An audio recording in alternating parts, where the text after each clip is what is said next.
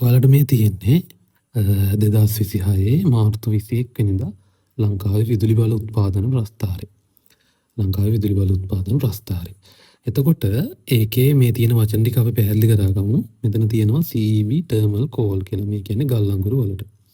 ඊට පස්සේ මෙතන තියෙනවා CEB thermal oil විදුලි බල මණ්ඩලයේ තියෙන තෙල්. ඒ කියන්නේ ඉන්ධන ඩීසල් වගේ දේවල් වලින්. ඊට පස්සේ IPP thermal oil කියලා කියනවා මේ පෞද්ගලික අංශයෙන් පාවිච්චි කරන ඉන්ධන. එතකොට මේ කහ පාටින් පෙන්නලා තියෙන්නේ සෝලා. කියන්නේ සූර්ය බලාගාර වලින්. සහ මේ නිල් පාටින් පෙන්නලා තියෙන්නේ ලක්ෂපාන මහ වැලි සමනල ජල විදුලි බලාගාර. එතකොට ආසන්නව කිව්වොත් ගල් අඟුරු වලින් ලංකාවේ දෛනික පරිභෝජනයෙන් 30%කට ආසන්න 28ක් වගේ ගල් අඟුරු වලින් දෙනවා. ඊට පස්සේ සෝලා වලින් ගත්තොත් 21ක් වගේ දෙනවා.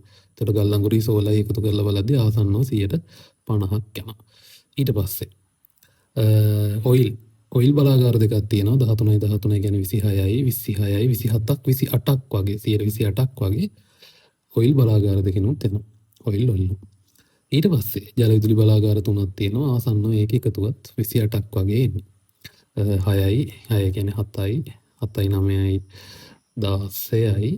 16යි 5යි 21ක් ආසන්නව 21ක් 20ක් වගේ යන්නේ මේවා වලට.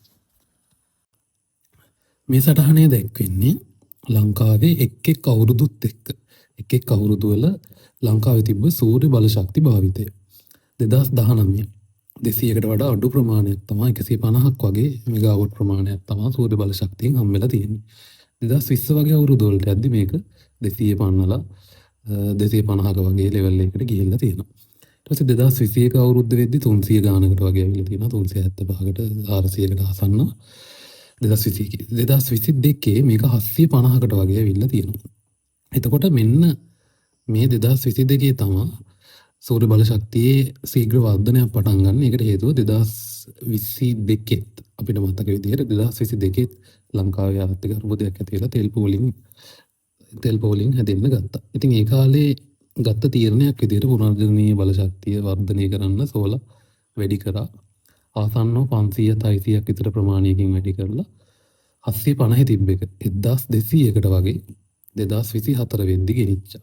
එතකොට මේ කාලේ තමයි ලංකාවේ සූර්ය බල ශක්තියේ වර්ධනයක් තියෙන කාලයකට තියෙන්නේ.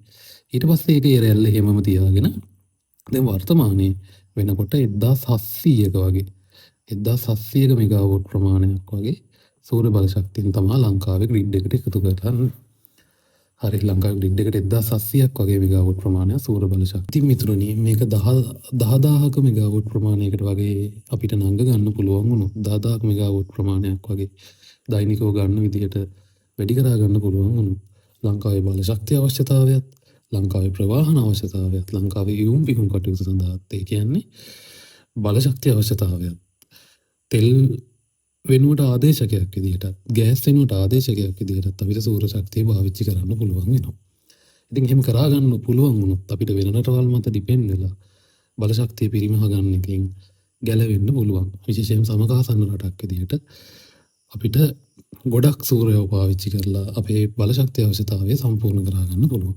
ඊට අමතරව සූර්ය බල ශක්තිය පාවිච්චි කරද්දී පරිසර උෂ්ණත්වය අඩු වෙලා ඒ කියන්නේ සූර්ය විකිරණ වලින් මේ ශක්තිය උරාගන්නේ පරිසර උෂ්ණත්වය අඩු වෙලා සාමාන්‍යයෙන් අපේ කාලගුණයේ පරිසර වර්ෂාපතන රටාවෙම වෙනස් වෙන්න පුළුවන්. වර්ෂාපතනය වැඩි වෙන්න පුළුවන්.